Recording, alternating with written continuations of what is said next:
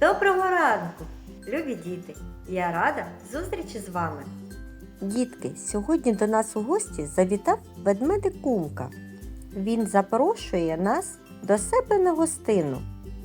А де ж живуть білі ведмеді? Знайдемо місце проживання білих ведмедів на глобусі.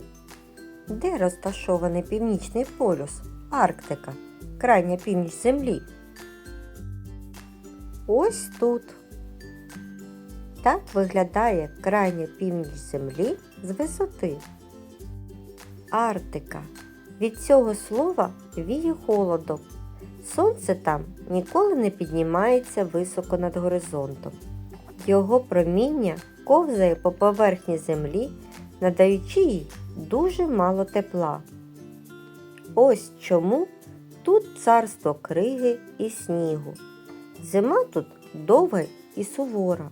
Мороз близько 50 градусів. Узимку в Арктиці та в тундрі крайньої півночі настає час полярної ночі. У цей час упродовж декількох місяців сонце зовсім не з'являється, стає зовсім темно. Земля замерзла, світло йде від білого снігу та від зірок на небі, якщо не мете заметіль і не розгуляється снігова буря. Тоді з'являється на небі явище надзвичайної краси, що важко описати і пояснити. Різнокольорова завіса, що переливається, гойдаючись у темному небі. Це північне сяйво. Сніг укриває від морозу всі рослини, як ковдрою. Рослини тундри, зокрема карликова береза, полярна верба, морошка, голубика, брусниця, мох, низькорослі. Деякі з них майже стеляться по землі. У такий спосіб вони пристосовуються до життя у тундрі, де сніг захищає їх від морозу та від рвучкого вітру. На півночі взимку буває дуже холодно, і зима триває дуже довго – 7 місяців, а літо на півночі коротке і неспекотне. Улітку там багато комарів та мошок, які дуже кусаються. Тваринний світ півночі також різноманітний. Білі ведмеді, зайці, песці, полярні сови, білі куріпки, північні олені. Здавна люди, які живуть на півночі, пасли стада оленів, полювали на морських тварин, тюленів, моржів і китів. Олень – найгарніша тварина півночі. В оленя густа шерсть, що захищає їх від холоду, а ще в оленів широкі копита, і вони не провалюються в снігу. Розриваючи сніг копитами, олені добувають собі корм із-під снігу. Олень – травоядна тварина. Він їсть мох, ягоди. Стада оленів переходять з місця на місце у пошуках їжі, а люди переїздять за стадами оленів. Чум – традиційний будинок народів півночі. Його легко розібрати, скласти на сани і повезти з собою. Олені дають людям півночі їжу, одяг, а з їх рогів виготовляють гудзики, іграшки та посуд. Зі шкіри оленів шиють одяг, прикрашаючи візерунками, намистинками, бісером. Дитячі іграшки на півночі виготовляють з дерева, гілочок та кісток. Дітки, а нам вже час трішки відпочити та виконати фізкульт хвилинку.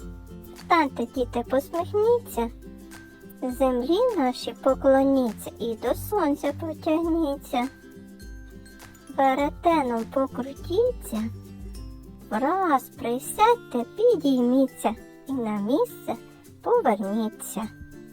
Давайте повторимо ще раз. Встаньте, діти, посміхніться, землі наші поклоніться і до сонця потягніться. Веретеном покрутіться, Враз присядьте, підійміться і на місце поверніться. Дітки, подивіться, хто це? Так, це білий ведмідь, головний житель північних просторів та найбільший хижий звір на землі. Його густе хутро і товстий шар жиру оберігають його від сильних морозів.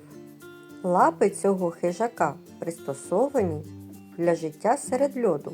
Підошва вкрита довгим водонепроникним хутром.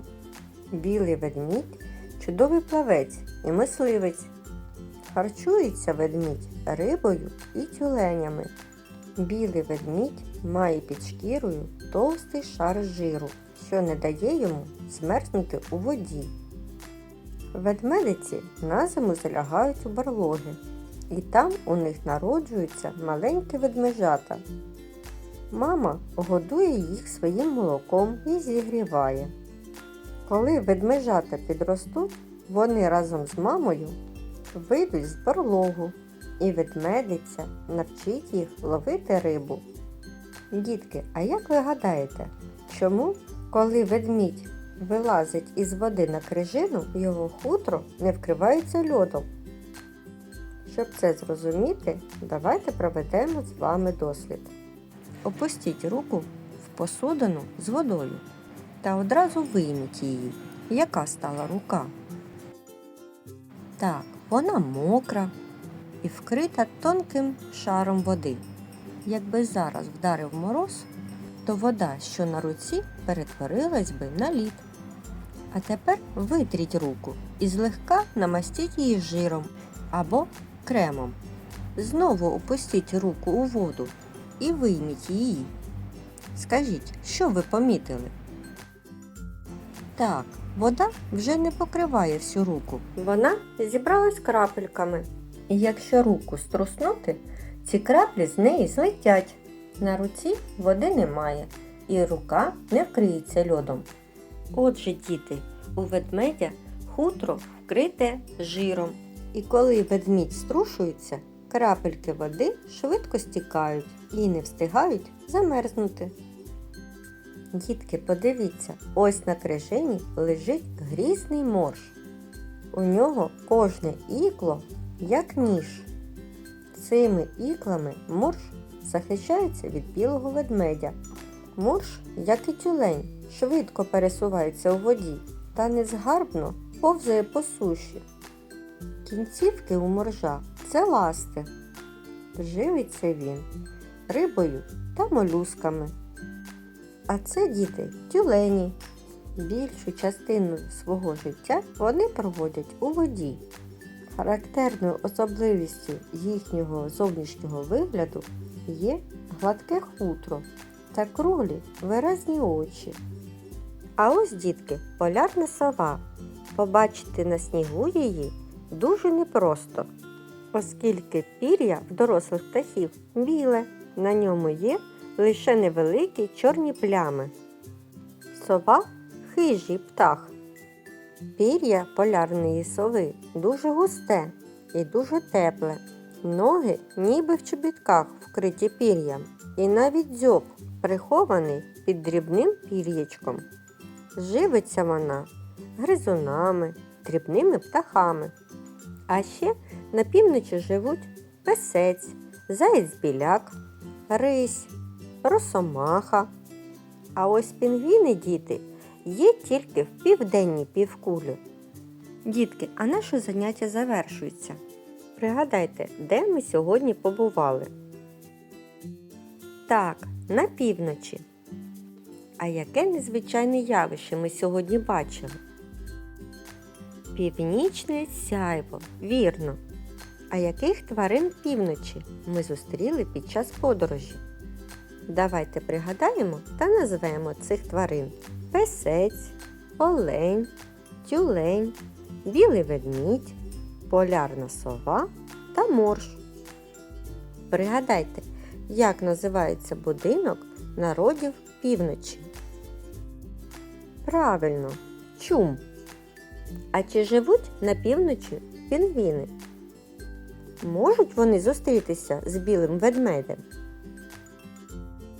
Ні, бо пінгвіни живуть тільки в південній півкулі. Молодці, дітки!